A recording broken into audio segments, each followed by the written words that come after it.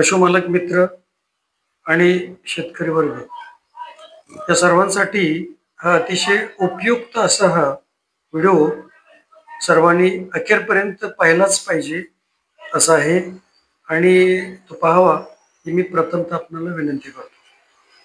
मित्रांनो, पशुवैद्यकीय क्षेत्रामध्ये काही काही गोष्टी अज्ञात अशा राहिलेल्या आहेत की ज्या पशुमालकांच्या पर्यंत पोचत नाहीत किंवा त्यांना ती माहिती मिळत नाही. या संदर्भात मी बोलणार आहे. मित्रांनो, तुमच्याकडे कोणत्या ना कोणत्या कारणाच्या रूपानं पशुवैद्यक येत असतो किंवा त्याची गरजही तुम्हाला असते. अशा वेळेला तुमच्या जनावरांना जो काही आजार किंवा जे काही प्रॉब्लेम झालेले असतात त्याच्यावरती असे पशुवैद्यक येऊन किंवा तुम्ही बोलावल्यानंतर येऊन सेवा देत असतात. तर अशा वेळेला अशा पशुवैद्यकांच्याकडून जे काही औषधांचा उपचार केला जातो तो सांगितला जात नाही. आणि हा औषधोपचार काय असतो, काय केलं जातं, कोणत्या निदानानंतर काय उपचार दिला आणि तो कोणता दिला याच्याबद्दल सविस्तर माहिती मिळणं हे प्रत्येक पशुमालकासाठी महत्वाचं आहे. आणि या ठिकाणी आपला पशुमालक हा अज्ञानी आहे. आपण अशा पशुवैद्यकांनी कोणती औषधे वापरली, त्याच्यासाठी काय केलं, आपलं जनावर बरं होईल किंवा नाही याची चौकशी केलेली नसते आणि आपण अशा पशुवैद्यकांना आपल्या घरी बोलावून सेवा घेत असतो. अशा पशुवैद्यक सेवाही देत असतात. परंतु विचार विनिमय न होता पशुवैद्यकांना येणं, जनावर पाहणं, उपचार देणं, बिल घेणं आणि निघून जाणं याच्या पलीकडं काही होताना दिसून येत नाही.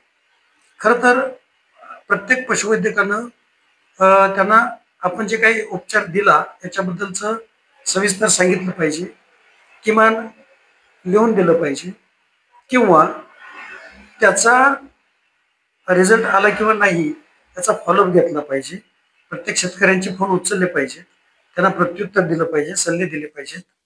आणि असं जर घडत नसेल तर मात्र प्रत्येक पशुवैद्यकाला मग तो कोणत्याही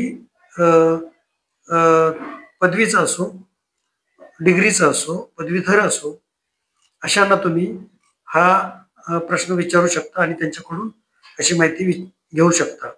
मित्रांनो, आपण मोठमोठ्या दवाखान्यामध्ये पाहतो, जनावरांच्या दवाखान्यामध्ये तुमचं रजिस्टर तयार केलं जातं. त्याच्यामध्ये तुमचं जनावर कोणतं आहे, त्याचं वय काय आहे, त्याला काय झालेलं आहे या तपासण्या होतात, त्याची माहिती लिहिली जाते.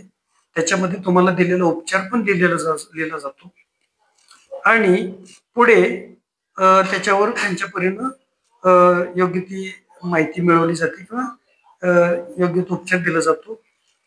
अशी जी काही प्रोसिजर आहे या प्रोसिजरमध्ये खाजगी पशुवैद्यकीय क्षेत्रामध्ये हे दिसून येत नाही. आणि हे जर तुम्हाला जाणून घ्यायचं असेल तर तुम्ही प्रत्येक पशुधन पर्यवेक्षकाला किंवा पशुसेवा देणाऱ्या प्रत्येक डॉक्टरना हा प्रश्न तुम्ही विचारू शकता आणि तो तुमचा अधिकार आहे.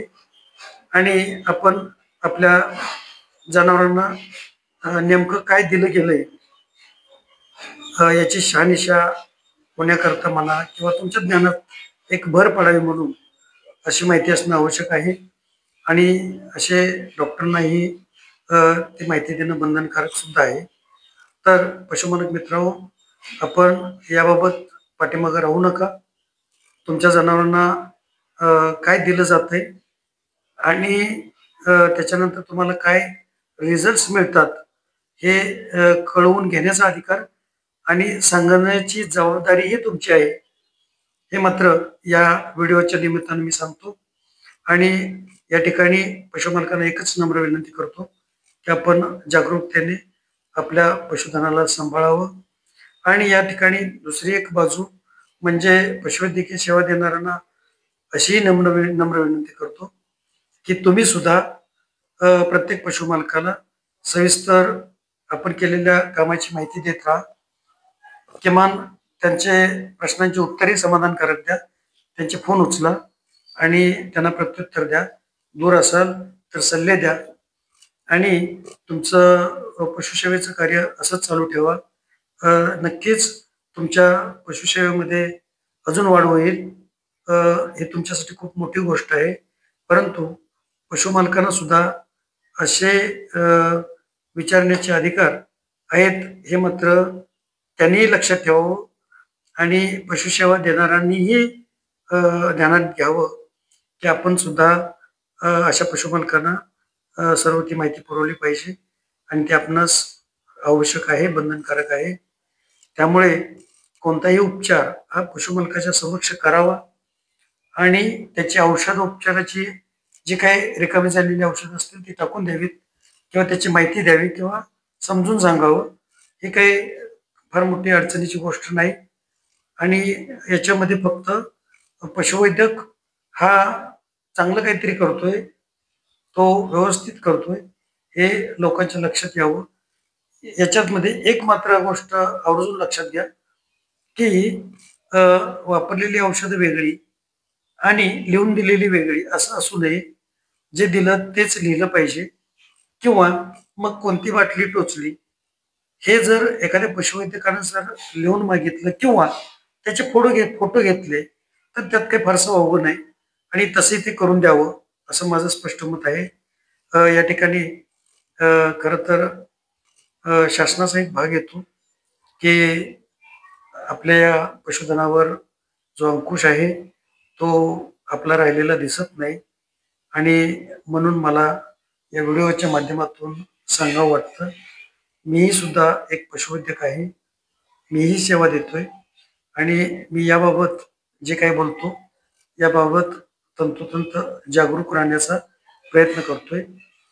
त्यामुळे सर्वांनीच आपण दक्षता घेऊया आणि पशुवैद्यक या नात्याने शेतकरी वर्गांना किंवा पशुमालकांना याच्याबाबत सविस्तर माहिती जाणून घेण्याचा जो अधिकार आहे तो आपण हक्क त्यांना देऊया आणि पशुसेवेबरोबरच तुमचं जे काही मानधन आहे, तुमचं जे काही फी आहे ते आपण आवर्जून मागून घ्यावी आणि पशुसेवेचं व्रत पूर्णत्वास न्यावं असं मी या ठिकाणी अवश्य म्हणेन आणि सर्वांनाच या ठिकाणी मी नमस्कार करून मी माझे थोडक्यातले विचार मांडलेत ते आपण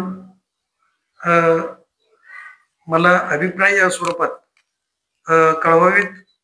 आपला ऋणी राहील doctor Prakash Pawar, friend of animal हा माझा यूट्यूब चॅनल आहे. याच्यावरती आपले कमेंट्स, लाईक्स जे काय असेल ते तुम्हाला जे वाटेल ते करावं. परंतु सर्वांनीच या ठिकाणी दक्षता घेणे गरजेचे आहे म्हणून मी हा व्हिडिओ बनवलाय. याचा कोणताही विपर्यास करू नये आणि सर्वांनीच या ठिकाणी दक्ष राहावं, काळजी घ्यावी असे या व्हिडिओतून मला सूचित करावायचे आहे. धन्यवाद.